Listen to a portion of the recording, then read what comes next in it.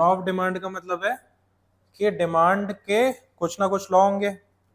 Demand ना सीधी सीधी derive होती है प्राइस से, प्राइस माने पैसा। अब देखो किसी भी चीज का अगर प्राइस बढ़ता है तो हम लोग उसकी क्वांटिटी लेना कम कर देते हैं, ठीक है, क्वांटिटी लेना हम उसकी कम कर देते हैं। अब एक चीज बढ़ रही है एक चीज घट रही है, मतलब ये डायरेक्ट है या इनडायरेक्ट है या इनवर्सली है? इनवर्सली। इनवर्सली का ग्राफ हमेशा ऐसे बनता है ना, ऐसा बन गया, अपने को समझने की ज्यादा दिक्कत ही नहीं हुई, ग्राफ तुरंत हो गया, ठीक है, कल वाले लॉजिक से। अब देखो मार्जिनल यूटिलिटी। अब मुझे एक बात बताओ, मार्जिन का मतलब क्या होता है? अपनी कॉपी में मार्जिन होती है ना, एडिशनल वैल्यू। अरे अरे, मैंने मार्जिन का मतलब पूछा था, तुम इकोनॉमिक्स में घुस गए। ये ऐसा यहाँ पे अपन डेट लिखते हैं ना कॉपी में, यहाँ पे 1 2 3 4 सीरियल नंबर डालते हैं, इसी को हम मार्जिन कहते हैं, मार्जिन कहते हैं। मार्जिन का फायदा क्या होता है? स्पेस मिल जाता है अपने को, एक एक्स्ट्रा स्पेस मिल जाता है जिससे हमारी नीटनेस इंक्रीज हो जाती है काम में, है ना। ऐसे ही मार्जिन है। मार्जिन का मतलब है कि तुम्हें एक एक्स्ट्रा स्पेस मिल गया है किसी भी चीज में। फॉर एग्जाम्पल तुम ना चॉकलेट खा रहे थे, चॉकलेट खा रहे थे, ठीक है, चॉकलेट खाई तुमने। अब तुम्हें और तुम्हारे सिबलिंग को 2 चॉकलेट दी, ठीक है, एक तुम्हें दी एक तुम्हारी सिबलिंग को दी। अचानक से तुम्हारी दादी आई और अपने हिस्से की भी चॉकलेट तुम्हें दे गई। ऐसा होता है ना, दादी वगैरह खाती नहीं है या मम्मी खाती नहीं है तो मम्मी अपनी चॉकलेट बच्चों को दे देती है, तो तुम्हें चॉकलेट दे दी। तो तुम्हारे को चॉकलेट मिलनी चाहिए थी एक ही, पर तुम्हें एक चॉकलेट एडिशनल मिल गई, तो तुम्हारी एक मार्जिनल वैल्यू +1 हो गई, मतलब तुम्हें ये एडिशनल क्वांटिटी मिल गई। इसको हम कहते हैं मार्जिनल यूटिलिटी, ठीक है। यूटिलिटी का मतलब होता है, यूटिलिटी का मतलब क्या हो सकता है बताओ? किसी भी चीज की यूज यार, किसी भी चीज का यूज। मैं इस मार्कर को क्यों यूज कर रहा हूँ? ताकि मैं इससे लिख सकूं और अपनी एक वांट फुलफिल कर सकूं, बस this is utility. Upon chocolate क्यों खाते हैं? ताकि हम अपनी जो स्टारवेशन है या तो उसको दूर कर सके, या फिर हमारा मन कर रहा है चॉकलेट खाने का तो हम चॉकलेट खा सकें, बस ये उसकी यूटिलिटी है। कार की यूटिलिटी क्या है? कि हम एक जगह से दूसरी जगह जा पाए। प्लस अगर पंखा चाहिए क्या? ठीक है, अगर हम बारिश हो रही है तो कवर्ड स्पेस में आराम से एक जगह से दूसरी जगह तक ट्रांजिट हो पाए, बस, तो उसकी यूटिलिटी है। अब देखना एक चीज, डिमनिशिंग। डिमनिशिंग का मतलब इंग्लिश में क्या होता है? गिरता हुआ ना।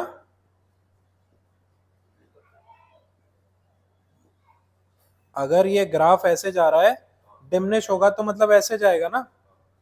डिमनिश माने फॉल, फॉल को हिंदी में कहते हैं गिरता हुआ। अगर ये डिमनिश हो रहा है इसका मतलब ये गिर रहा है, ठीक है। अगर ये अपलिफ्ट हो रहा है का मतलब अप बढ़ रहा है। अब देखना, लॉ को छोड़ दो, ऑफ को छोड़ दो, डिमनिशिंग का मतलब फॉल है ना। और मार्जिनल यूटिलिटी, मार्जिनल यूटिलिटी का मतलब है कोई भी एक्स्ट्रा वैल्यू। तो अगर दादी ने तुम्हें चॉकलेट दी, मजा आया, तुम्हें मजा आ गया कि भाई एक एक्स्ट्रा चॉकलेट मिल गई। मम्मी आई, मम्मी ने भी तुम्हें चॉकलेट दे दी। पापा आए, पापा ने भी तुम्हें अपनी चॉकलेट दे दी। फिर तुम्हारी बहन नाराज हो गई, बोला मेरे को खेलना ही नहीं है, मेरे को कोई चॉकलेट नहीं दे रहा। फिर उसने क्या कहा, तू ये रख ले मेरी चॉकलेट, मेरे को नहीं खानी, ठीक है। तो तेरे पास 5 6 चॉकलेट हो गई। एक को खाएगा मजा आएगा, 2 को खाएगा मजा आएगा, तीसरे को खाएगा बोर हो जाएगा, चौथी खाने का मन ही नहीं करेगा, और 5वीं तो रख देगा कि शाम को जब मन होगा तब खाऊंगा। यही प्रोसेस होता है। तो विथ एवरी एडिशनल यूनिट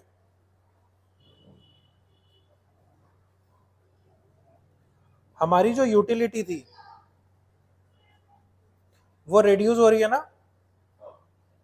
पहले तुम्हें चॉकलेट से सेटिस्फेक्शन मिल रहा था, +1 हुई तो सेटिस्फेक्शन बढ़ा, +2 हुई तो थोड़ा सा सेटिस्फेक्शन बढ़ा, पर फिर सेटिस्फेक्शन इक्विलिब्रियम टच कर गया। इक्विलिब्रियम का मतलब है कि तुम्हारी यूटिलिटी और क्या क्या बैलेंस होगा? नहीं, तुम्हारी यूटिलिटी थी और तुम्हारे को जो भी चीज मिल रही थी, मतलब जो भी तुम चीज गेट कर रहे थे वो मिल रही थी तुम्हारी यूटिलिटी तक, उसको हम कहते हैं इक्विलिब्रियम। दो से ही फुलफिल हो गई। अब उसके बाद तुम्हें मजा आना कम हो जाएगा। तो तुम्हारी हर चॉकलेट की क्वांटिटी बढ़ने के साथ साथ तुम्हारा उसका सेटिस्फेक्शन कम हो रहा है, तो it is called the law of diminishing marginal utility. Simple. ठीक, ये बहुत इंपॉर्टेंट है, याद रखने का है। ठीक है, इसीलिए एक साइकोलॉजिकल कॉन्सेप्ट है कि जब एक बंदा अपनी हॉबी को बहुत ज़्यादा करने लग जाता है, मतलब जैसे फॉर एग्जांपल तुम्हें गाना गाना पसंद है, तुमने एक जगह गाना गाया तुम्हें मजा आया, तुमने दो जगह गाना गाया तुम्हें और मजा आया, तीसरी जगह तुम्हें गाना गाने के पैसे मिले, फिर चौथी जगह तुमने गाया तो तुम्हें और एडिशनल पैसे मिले, तुम्हें मजा आ रहा है। ठीक है, पर एक टाइम के बाद तुम बोर होने लग जाओगे कि यार कुछ दूसरी चीज ही नहीं हो रही, मैं तो बोर हो गया। तब आता है ये law of diminishing marginal utility with x. इसको ऐसे डिफाइन करेंगे, with every additional with every additional value with every additional value the utility gets reduced हाँ, is called law of marginal utility. With every increase in unit your utility reduces is called the law of diminishing marginal utility. समझा? ठीक है, इतना समझ में आया? अब देखो, अगर ये डिमिनिश हो रहा है तो हम ये बोल सकते हैं कि इसका ग्राफ फॉल करेगा। ठीक है, बस ये जो अपन ने अभी अभी डिमांड कर्व पढ़ा था ना, तो क्वेश्चन ये आएगा तुम्हारा कि डिमांड कर्व में ये क्या, यहाँ क्या था? प्राइस ना, और यहाँ क्या था? Quantity demanded. तो ये कर्व डाउनवर्ड स्लोपिंग है क्या?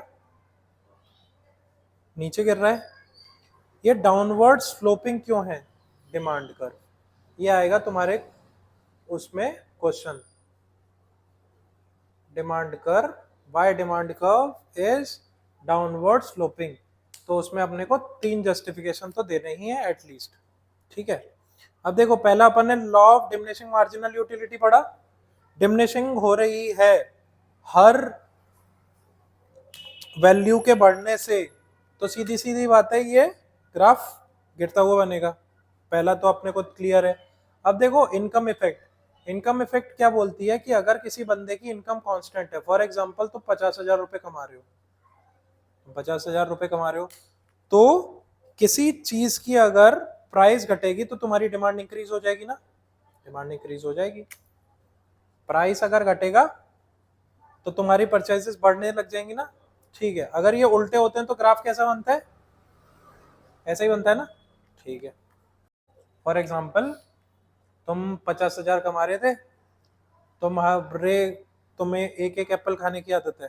ठीक है, अचानक से एप्पल के प्राइस ड्रॉप करे, एप्पल हो गया 100 रुपए किलो से 50 रुपए किलो, तुम 1 किलो की जगह 2 किलो उठा लाए, सोचा 100 रुपए तो मैं देता ही था, 100 रुपए में 2 किलो मिल रहे हैं, 2 किलो ले चलता हूँ।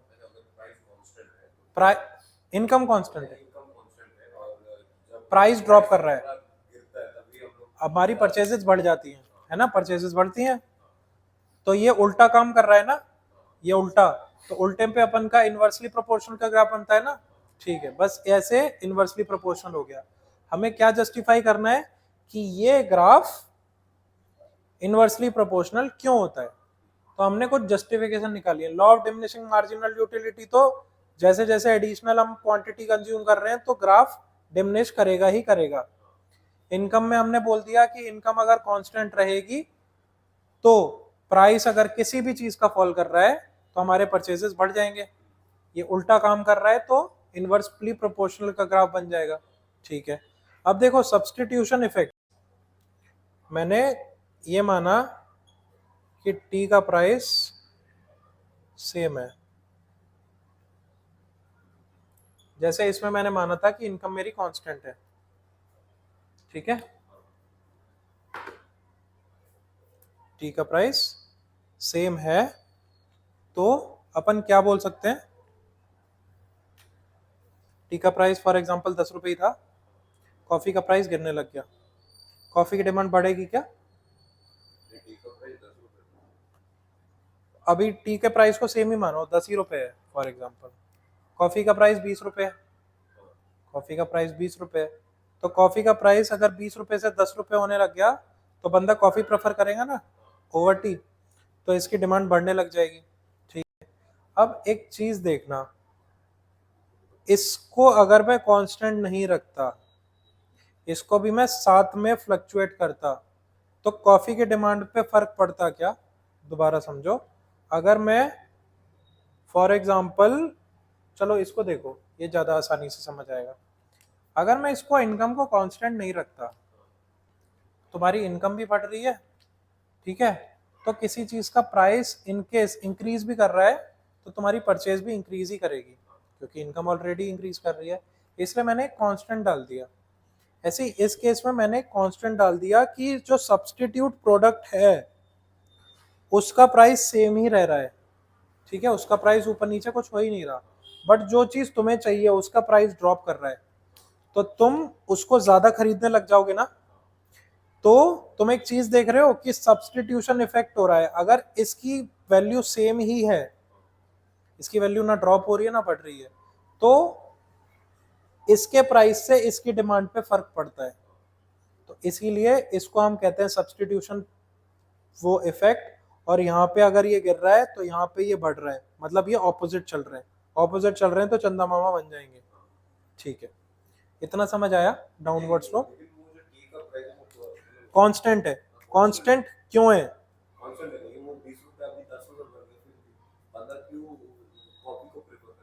रुको, देख, फॉर एग्जाम्पल टी 20 रुपए की मिलती है,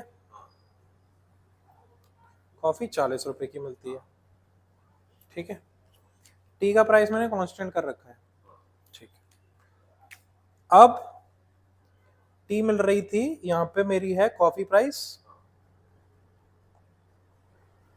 और यहाँ पे है कॉफी की डिमांड, कॉफी की डिमांड, ठीक है। अब देखो, जो हम कल ट्रिप पे निकले थे तो क्या हो रहा था कि कॉफी का प्राइस फॉर एग्जांपल 40 है, तो केवल एक ही बंदे ने उसे खरीदा, ठीक है, चाय कांस्टेंट है 20 रुपए की, बाकी बंदे चाय प्रेफर कर रहे हैं। अब देखना, अगर कॉफी का प्राइस 20 रुपए हो गया, कॉफी का प्राइस आधा ड्रॉप कर गया, तो हमने देखा कि भाई 5 लोग अब कॉफी पीने लग गए। टी का प्राइस 20 ही है, टी का प्राइस अगर 10 हो जाता तो ऐसा हो सकता था कि 5 में से कुछ लोग टी को प्रेफर कर लेते, बट टी का प्राइस कांस्टेंट ही है 20। कॉफी का प्राइस और ड्रॉप किया, कॉफी का प्राइस अब हो गया 10 रुपए, तो तुम ये देखोगे कि सारे 10 के 10 बंदे जो हमारे कल ट्रिप पे निकले थे, वो 10 के 10 बंदे तुम्हारे क्या लेंगे? कॉफी। तो तुम एक चीज देख रहे हो कि इसका ये जो ग्राफ है वो ऐसा बन रहा है, ये क्या होता है? इनवर्सली प्रोपोर्शनल, इसलिए ऐसा होता है। जो तुम्हारा सब्सटीट्यूट था उसकी अगर प्राइस कांस्टेंट है तो ये वाला रेशियो फॉलो होगा, इनवर्सली प्रोपोर्शनल वाला, ठीक है। ऐसे ही इनकम इफेक्ट अगर मैं इसको कह रहा हूं, तो इफेक्ट का मतलब है कि इफेक्ट इनकम को मैं कांस्टेंट रख दूंगा, सब्सटीट्यूशन इफेक्ट का मतलब है सब्सटीट्यूट को मैं कांस्टेंट रख दूंगा, और फिर मैं मेन अपने जो भी मैं प्रोडक्ट देख रहा हूं उसकी वैल्यू देखूंगा, सिंपल, ठीक है। डिमांड कर्व क्या था? प्राइस डिमांड या क्वांटिटी डिमांड, प्राइस बढ़ रहा था तो क्वांटिटी डिमांडेड कम हो रही थी ना, मतलब उल्टे चल रहे थे। अब एक्सेप्शन का मतलब क्या होगा? इसका उल्टा हो जाएगा। इसका उल्टा कैसे होगा? कि अगर प्राइस तुम्हारा बढ़ रहा है तो क्वांटिटी परचेज भी बढ़ने लग जाएगी, डायरेक्ट हो जाएगा। ये होता है एक्सेप्शन इसका। ठीक है, अब अपन देखते हैं कि किस किस चीज में एक्सेप्शन हो सकता है। गिफन प्रोडक्ट, गिफन प्रोडक्ट माने गिफन, याद कैसे करेंगे? मम्मी डैडी क्या देती हैं? टिफिन। टिफिन उनके हिसाब से बहुत इंपॉर्टेंट है, बहुत इंपॉर्टेंट है। पर टिफिन में 2 ही दिन अच्छी सब्जी बनती है, उसके बाद वही रेगुलर खाना बनता है जो हमें खाने का बिल्कुल मन नहीं करता। उसके बाद अपन कैंटीन की तरफ भागने का बहुत मन करता है। सही बात है, एग्रीड ना? तो Giffen are the product that we use to take in our tiffin that are mandatory as per our mother but not mandatory as per us। हम अब मेरे को एक बात बता, फॉर एग्जांपल तेरे को टिफिन में सबसे खराब सब्जी किसकी लगती है तेरे को? भिंडी की सब्जी। तेरे को भिंडी की सब्जी बिल्कुल नहीं पसंद, ठीक है, भिंडी की सब्जी बनी है, तेरे पास पैसे हैं तो तू गया लेस खरीद के ले आया, लेस से चपाती खा ली, या फिर तू गया जाके कैंटीन में मैगी खा ली। इनकेस तेरे पास पैसे ही नहीं है, भिंडी खानी पड़ेगी, है ना? तो अगर इन केस मैंने अचानक से तेरी इनकम बढ़ा दी, इनकम क्या बढ़ा दी? मैंने तेरे कॉपी में 100 रुपए तूने डाल के रखे थे और तू भूल गया था। ऐसा होता है ना, हम कभी किसी कॉपी में या किसी पेंट में 10-20 रुपए या 500 रुपए ऐसे रख के भूल जाते हैं, बाद में मिलते हैं तो अपने को बड़ी खुशी होती है कि यार अब आज तो कुछ अच्छा खा लेंगे। फॉर एग्जाम्पल मैंने तुम्हारी इनकम बढ़ा दी, तो तुम टिफिन खाओगे क्या? भिंडी की सब्जी कैंटीन में जाके खाओगे, तो तुम्हारे टिफिन की डिमांड कम हो गई ना। यही अपने को याद करना है। तो जैसे ही तुम्हारी इनकम बढ़ी, तुम्हारी ये जो डिमांड है ये कम हो गई। These are called Giffen product. Giffen product को हम किससे याद रखेंगे? टिफिन प्रोडक्ट से। ठीक है, ये मैंडेटरी तो है ना, मैंडेटरी है, बट हमारे हिसाब से मैंडेटरी नहीं है। हमारी जिस दिन तनख्वाह बढ़ेगी हम ये खाना छोड़ देंगे। अब ये मेज और ज्वार का क्यों एग्जाम्पल दे रखा है? पहले यार क्या था, पहले जो हमारे मम्मी पापा के टाइम से पहले वाले टाइम पे क्या होता था, मेज और ज्वार बहुत उगता था, क्वांटिटी बहुत ज़्यादा है तो प्राइस बहुत कम होगा उसका, तो घरों में ज्वार और मेज ही चलता था। जो हमारे यहाँ वीट की रोटी बनती है ना, वीट की रोटी तब बनाई जाती थी जब कोई त्योहार हो या कोई रिश्तेदार हमारे यहाँ खाना खाने आया हो। इतनी गरीबी थी लोगों के पास, मतलब वो यूज टू स्नैक था। जैसे अभी कुछ लोग वो आटा खाने लग गए हैं जो 7 नवरत्न आटा एक आता है, आइडिया है क्या? पतंजलि का आता है, 2-3 और ब्रांड्स का आता है, उसमें 7-8, हाँ कितना क्या, आशीर्वाद, तो मिक्स करके होता है उसमें आटा, है ना? या आशीर्वाद है तो आशीर्वाद बोलता है कि भाई मैं सीधा एमपी के खेतों से गेहूं लेके आया हूँ, मतलब बेस्ट क्वालिटी के लेके आया हूँ। वो उसकी बात नहीं कर रहा हूँ मैं, उसकी बात कर रहा हूँ एक नवरत्न करके आटा आता है, उसमें 7-8 तरीके का आटा मिक्स होता है, तो कुछ लोग वो भी खाते हैं। उससे मैं समझाना क्या चाहता हूँ कि ये जो मेज और ज्वार का तुम्हारे बुक में एग्जाम्पल दे रखा है ना, मेज और ज्वार, तो वो लोग क्यों खा रहे थे? क्योंकि उनपे गरीबी बहुत थी, वो लोग वीट अफोर्ड नहीं कर पा रहे थे, वीट उनके अप्रोच में नहीं आता था। जैसे ही उनकी सैलरी बढ़ी, जैसे ही वो लोग शहर में निकले, उनको लोगों के पास पैसा आने लगा, तो यार ये मेज और ज्वार की डिमांड कम होने लगी। ठीक है, इसीलिए इसको हम गिफिन प्रोडक्ट कहते हैं। समझा? ठीक है, याद रहेगा ना गिफिन टिफिन से? ठीक है, अब देख स्नॉब। स्नॉब अपील, वही स्टेटस सिंबल जो तू बोल रहा था ना, वो जो उस दिन हमने डिस्कस किया था, वो आंट का, तुम्हारी आंट का, कि उसने खरीद लिया। क्यों? Because they think that it is a status symbol.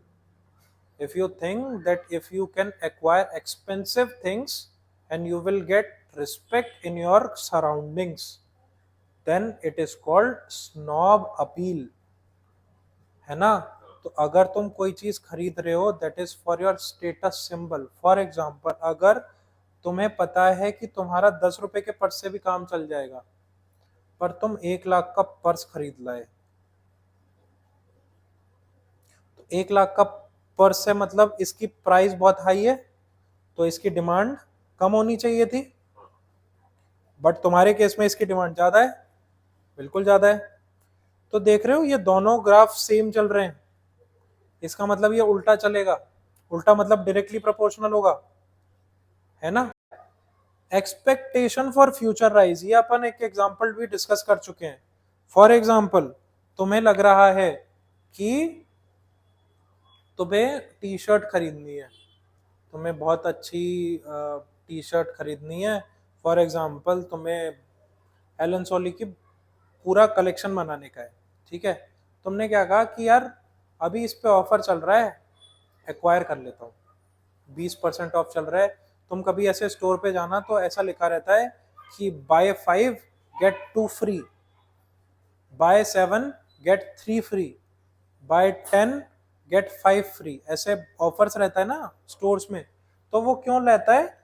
बंदों को बोलने के लिए कि भाई बाद में ये महंगा हो जाएगा, अभी तुम ऑफर में ज्यादा से ज्यादा एक्वायर कर लो, ठीक है। तो उनका प्राइस ज्यादा है, प्राइस ज्यादा है ना, क्वांटिटी कायदे से हमें कम लेनी चाहिए, पर अपन क्वांटिटी ज्यादा लेंगे इस एक्सपेक्टेशन में कि यार इसके प्राइस और बढ़ेंगे, है ना, तो हम फटाक से और एक्वायर कर लेंगे। तो ये दोनों सीधे सीधे हैं, तो ग्राफ कैसा बनेगा? डायरेक्ट, ठीक है। ऑपोजिट है ना लॉ ऑफ डिमांड से, ठीक है। अब देखो इमरजेंसी, फॉर एग्जांपल कोविड आ गया था, ये वाला एक्सपेक्टेशन फॉर फ्यूचर, ये देखो फॉर एग्जांपल तुम्हें लगता है कि मार्कर, ये प्रेडिक्शन ना स्टॉक मार्केट वाले लगाते हैं, स्टॉक मार्केट के बारे में थोड़ा सा आइडिया है? ठीक है, बहुत बढ़िया। हाँ हाँ, मतलब अच्छा आइडिया है, अच्छा, बहुत बढ़िया। इंट्राडे या लॉन्ग टर्म? चलो मतलब करते हैं, ठीक है। फॉर एग्जाम्पल तुम्हारे पापा को लगा कि भाई कोई एक शेयर का नाम बता, कोई भी एक शेयर का नाम। अडानी, चलो, हाँ यार सेंसेक्स तो मेन है, अडानी। फॉर एग्जाम्पल पापा को लगा कि भाई अडानी के शेयर अभी ले लेता हूँ, कल बहुत महंगे हो जाएंगे, अभी ही उसका शेयर 10,000 का है। अडानी का वैसे शेयर 10,000 का है नहीं, 2,000 समथिंग का है, या 7, कितने का था यार अडानी का, 2-2,500 का शेयर है एक। तो तुम्हारे पापा को लगा कि भाई ये तो 10,000 का पार कर सकता है कल, या 1 महीने में, या 2 महीने में। तो तुम्हारे पापा ने एक्वायर कर लिए शेयर, क्यों? क्योंकि बाद में उसकी अगर वैल्यू बढ़ेगी तो उनकी भी वैल्यू बढ़ जाएगी शेयर्स की। हाँ, एक्सांटे भी सिमिलर है, हाँ बिल्कुल। रुको रुको, जोड़ो मत कॉन्सेप्ट, जोड़ो मत, जोड़ना होगा मैं बताऊंगा। देखो इनकेस उन्हें लगा कि भाई अभी एक्वायर कर लेता हूं, बाद में इसकी वैल्यू बढ़ेगी, तो माना वो शेयर 2,000 का था, महंगा शेयर है, तो इसकी डिमांड कम होनी चाहिए थी, है ना। पर तुम्हारे पापा ने इसको हाई अमाउंट में खरीद लिया, क्यों? क्योंकि उन्होंने प्रेडिक्ट किया कि भाई ये 10,000 का हो सकता है, तो उन्होंने 2,000 का, आज चाहे महंगा चल रहा था पर उन्होंने 2,000 का एक्वायर कर लिया, ठीक है। तो प्राइस बढ़ा हुआ है पर क्वांटिटी भी हमने ज्यादा खरीद ली, तो ये डायरेक्टली प्रोपोर्शनल ग्राफ चलेगा। जबकि लॉ ऑफ डिमांड क्या कहता है? उल्टा चलना चाहिए, अगर प्राइस बढ़ता हमें दिख रहा है तो क्वांटिटी डिमांडेड कम होनी चाहिए, पर इस केस में क्वांटिटी डिमांडेड ज्यादा हो गई ना, इसलिए ये इसका उल्टा हो गया, उल्टा बोले तो एक्सेप्शन हो गया, ठीक है। अब समझ में आया? ठीक। अब देखो emergency, emergency for example Covid आया था, कोविड आया है ना, कोविड आया, कोविड में हम सबको पता चल गया कि भाई कल से लॉकडाउन लग जाएगा, आज ही सारी चीजें खरीद के ले आते हैं, ठीक है, आज ही सारी चीजें खरीद के ले आते हैं। तो तुमने देखा ही नहीं कौन सी चीज महंगी है कौन सी चीज सस्ती है, चाहिए मतलब चाहिए, और एक्स्ट्रा चाहिए मुझे, ताकि अगर ये लॉकडाउन 6 महीने चल जाए, 1 साल चल जाए, तो एटलीस्ट मेरे पास स्टोर रहे। तो बंदों ने क्या किया था, ये तुम्हारे सैनिटाइजर के डब्बों के डब्बे खरीद लाए, मास्क का पूरा पैक खरीद लाए, साबुन जो है वो ले आए, लिक्विड हैंड वॉश है उसका पूरा कंटेनर के कंटेनर भर लिए, जो आटा था, जो बेसिक नेसेसिटी आटा, आलू, टमाटर, प्याज, ये भर लिए, टमाटर नहीं भरे, प्याज भर लिए, जो लॉन्ग टाइम हम रख सकते हैं। तो इमरजेंसी में क्या हो रहा है, प्राइस कोई देख ही नहीं रहा, डिमांड हर चीज की बढ़ गई, या फिर प्राइस तुम्हारा बढ़ा भी हुआ है तब भी डिमांड उस केस में बहुत हाई है, और दुकानदारों ने भी तब प्राइस बढ़ा दिए थे अपने मन से, कुछ भी बेच रहे थे वो अंशंट, और लोग खरीद के ला रहे थे क्योंकि लोगों को लग रहा था कि भाई कल हम मार्केट निकल पाएंगे कि नहीं। ठीक है, तो इसको हम कहते हैं इम्पल्सिव बाइंग। इम्पल्सिव बाइंग क्या होता है, दोस्त ने कहा भाई खरीद ले जल्दी खरीद ले, खरीद यार क्या कर रहा है, तो अपन ने कहा यार सही कह रहा होगा, खरीद ली, जबकि चीज हमारी किसी भी काम की नहीं है। क्या फोर्स, फोर्स मतलब हाँ एक तरह से फोर्स कर रही है कंडीशन हमें कि भाई तुझे खरीदना ही पड़ेगा। कोविड ने हमें फोर्स ही तो किया कि भाई तुझे लेना ही पड़ेगा, तू नहीं लेगा तो कल को राशन नहीं होगा, घर से बाहर नहीं निकल पाएगा, खाएगा क्या। तो इस कंडीशन ने तुझे फोर्स किया कि you should buy them impulsive, in a impulsive way. ठीक है, इतना समझ आया। अब देखो, एक है change in fashion. Change in fashion का मतलब ये है कि ये बंदियों के लिए बहुत ज़्यादा है, मतलब फीमेल बेस्ड थोड़ा ज़्यादा है, हालांकि मेल भी बहुत अच्छे लोग हैं फैशन इंडस्ट्री में। पर मेरे को एक बात बता, फॉर एग्जांपल कोई एक लेडी है, ठीक है,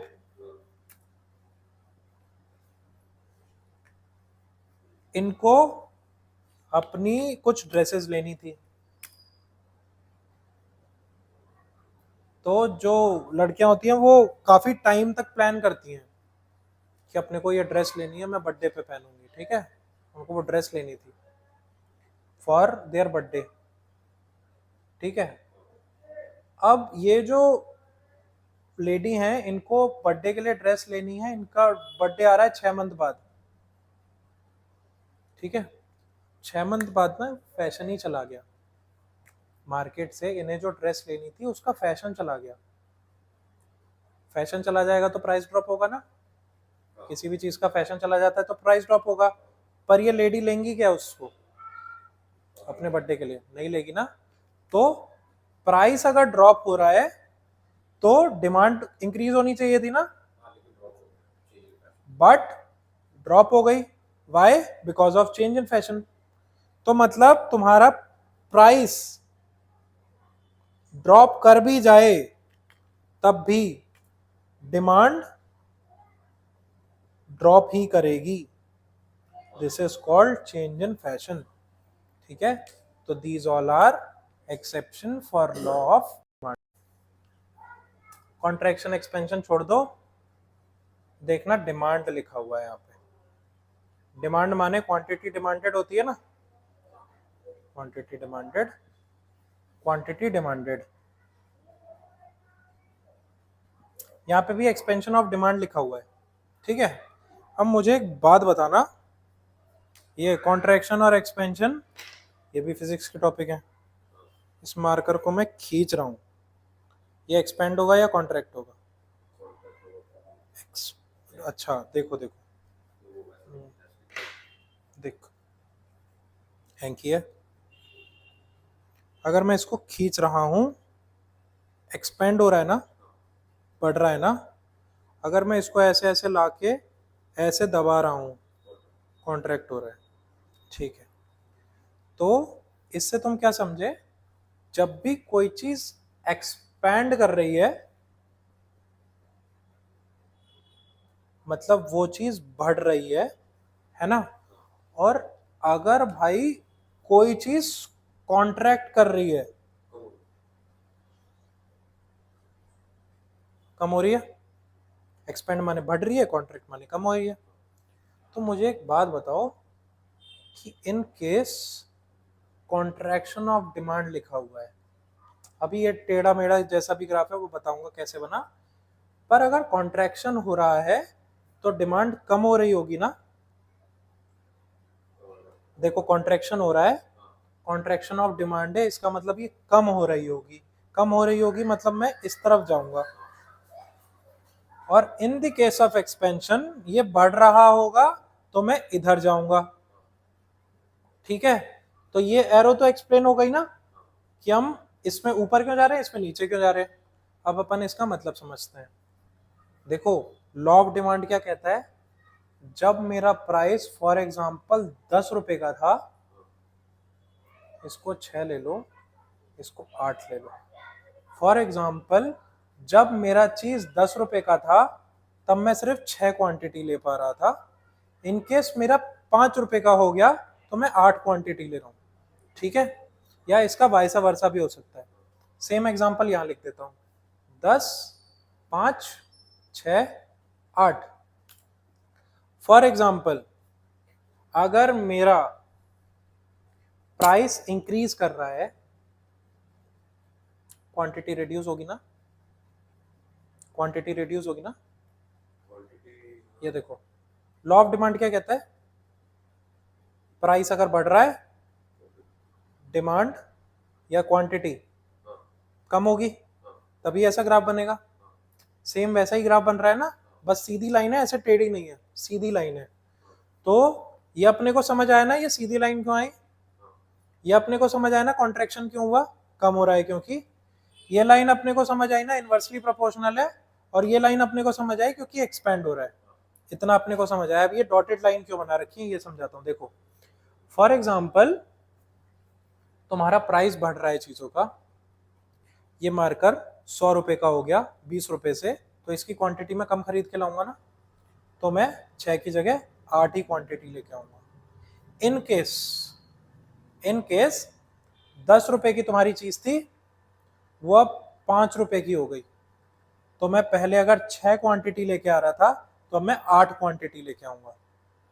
ठीक है, अब देखो, in case of price rising quantity कम हो रही है ना, क्वांटिटी कॉन्ट्रैक्ट हो रही है ना, तो ग्राफ में मैं इस तरफ जाऊंगा ना, ऐसे, और प्राइस बढ़ रहा है तो मैं यहां जाऊंगा।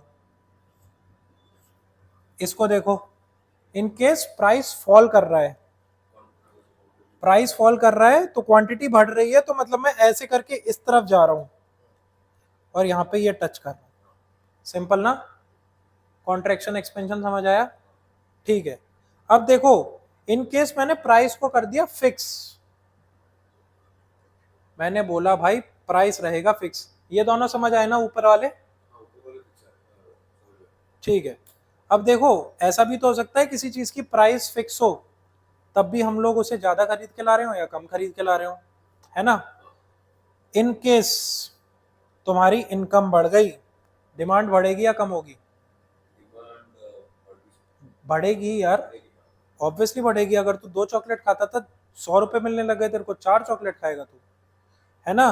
तो क्वांटिटी एक्सपेंड होगी या कॉन्ट्रैक्ट, जल्दी बताओ। एक्सपेंड होगी, वेरी गुड। तो इंक्रीज इन डिमांड होगी या फिर एक्सपेंड होगी, सही है ना। ठीक है, पॉपुलेशन बढ़ गई, पॉपुलेशन बहुत ज्यादा बढ़ गई, तो क्या होगा, क्वांटिटी डिमांडेड बढ़ेगी या कम होगी, बढ़ेगी। एक्सपेंड होगी या कॉन्ट्रैक्ट होगी, एक्सपेंड होगी। ठीक है, अब देखना, सब्सटीट्यूट ग्रीन है, रेड है मार्कर, ये इसका सब्सटीट्यूट है। फॉर एग्जाम्पल रेड मार्कर का प्राइस फिक्स्ड है, रेड मार्कर का प्राइस फिक्स्ड है। ठीक है, तो कोई प्रॉब्लम नहीं है, रेड मार्कर का प्राइस अभी फिक्स किया है। अब अचानक से मैं रेड मार्कर का प्राइस बहुत हाई करने लग गया, मेरे को लगा कि मार्केट में बिक रहा है, मैंने इसका प्राइस बढ़ाने लग गया। इसकी डिमांड क्या होगी, बढ़ेगी कम होगी, बढ़ेगी ना, बिल्कुल 100%। ठीक है, तो इसकी डिमांड क्या होगी, एक्सपेंड कॉन्ट्रैक्ट, एक्सपेंड होगा। तो जब भी तुम्हारे सब्सटीट्यूट की कॉस्ट बढ़ेगी तो तुम्हारी डिमांड भी बढ़ेगी। ठीक है, यानी कि एक्सपेंड होगी। इन केस कॉम्प्लीमेंट्री चीज की तुम्हारी कॉस्ट कम हो गई, इसकी इंक सस्ती हो गई, इसकी डिमांड बढ़ेगी। पेट्रोल की अगर प्राइस कम हो गए तो कार की डिमांड बढ़ेगी, बढ़ेगी ना, क्या होगी, बढ़ने का मतलब क्या होगा, एक्सपेंड होगी, एक्सपेंड होगी। ठीक है, अब देखो ये वाला मैंने लॉ ऑफ डिमांड का ग्राफ बनाया है, ठीक है। इन केस प्राइस को मैंने फिक्स कर दिया, इसीलिए ये सीधी लाइन पे वर्क कर रहा हूं मैं, ठीक है। तो in the case of expansion ये मेरा ग्राफ यहां तक आ जाएगा और इसका ग्राफ बन जाएगा ये। In the case of contraction मेरा ग्राफ आ जाएगा यहां पर और ये आ जाएगा यहां पे। कॉन्ट्रैक्शन मतलब जीरो के पास आएगा और एक्सपेंशन मतलब इंफिनिटी के पास आएगा। इंफिनिटी मतलब वैल्यू बढ़ रही है, जीरो मतलब वैल्यू कम हो रही है। कॉन्ट्रैक्शन माने किसी चीज को तुम कम कर रहे हो, एक्सपेंशन माने किसी चीज को तुम